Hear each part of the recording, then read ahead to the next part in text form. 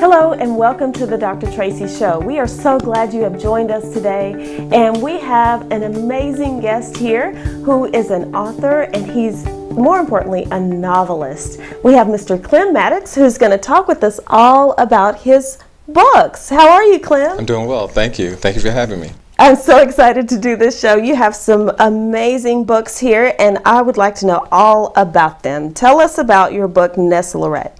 Well, Eye-Rite is an interesting book. As I explained earlier, one of the things I didn't want to do when I began my writing conquest is to not have a traditional book. And traditional in the sense that I didn't want the drama to be similar to so many other books, movies, and things of that nature. Eye-Rite is about a young lady trapped in a foster system that does not know her royal heritage, and the book unveils that to her as the book progresses. Okay, so there's a little bit of mystery going on here. And a lot of mystery. A lot of mystery going on here. Awesome. This is amazing. I can't wait to read all the way through the book. What has inspired your writing?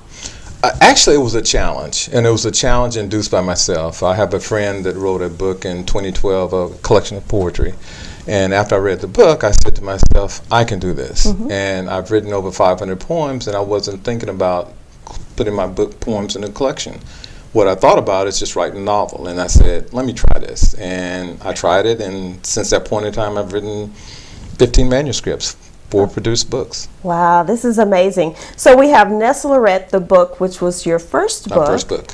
And then you have some other books here. Let's see, we have The Naked Killer. Wow, that sounds pretty interesting. Tell us about The Naked Killer. The Naked Killer is about a young lady that discovered that she is a product of a incestuous rape of 2 men. And she goes on a killing quest to determine why this happened to her mother. And after she kills the final person, it's 2 men involved, she discovers that through her hatred, love exists. And the book takes on a different twist at the end. Wow! Oh my goodness, that sounds really exciting. I'm gonna, I don't know, I may read that one first. Okay, and then we have Eye-Rite, the beginning. Tell us about Kismet. Kismet. Yes. Kismet is Eye-Rite, the book. It talks about. It condenses 3 books. The third book will come out next month. But Eye-Rite, the beginning, is about Kismet, who is the sister. Kismet is actually the focal point of all 3 books. She is the driving force of all 3 books, and she is the evil element in all 3 books. Wow. And so, yeah. Wow, amazing. And then we have The Silver Key. What is that one about? The Silver Key is about a 100-year-old Indian legend in the state of Ohio. It's about a little boy who, the Indian name for Silver Key is Quanake, and he is the Silver Key, and the Silver Key will unlock this mysterious hidden Indian family, Native American family. I apologize for that. Awesome, awesome. This is amazing. And so, Clem, again, what inspires your writing? It's amazing what you've put in your books. What inspires that? Well, it's interesting because Eye-Rite was the name of a person that actually worked in the company I work with, and that's a person's last name.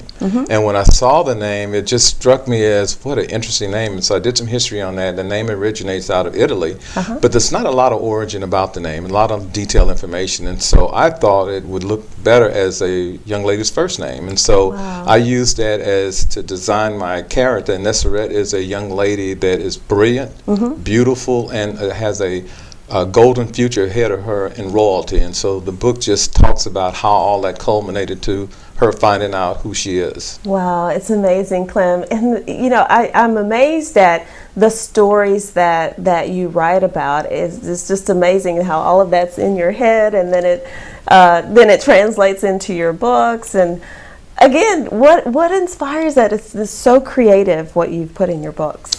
I'm not sure. I have a friend that told me that we've been friends for over 20 years, and we've both been writing poetry, and I'm a lyricist as well, too, so I love jazz, and I can sit down and I can write lyrics to any jazz ensemble. Oh, I can do it instantly. We'll have to hear that. And I'll show you some examples of that. Okay. And so he said that was the seed of my writing ability, and how it actually started was I was a senior in high school athletic, and our senior year in English, this teacher ask all the athletes, we're going to do something different. And she said, we're going to write what we call rhyme couplets. And so she said, take out a piece of paper and just write some rhyme couplets.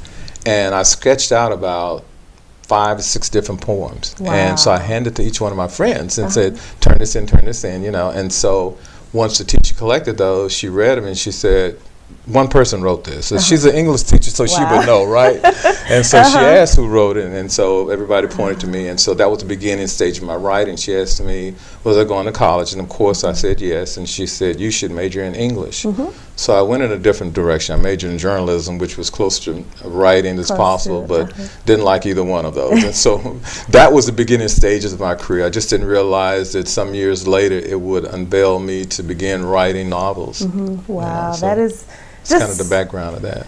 so amazing, Clem. And I tell you what, I have to say I really do admire you, because a lot of people write, they write, but never do they take that next step to then put it in a book and publish it for all of the world to see their gift. And so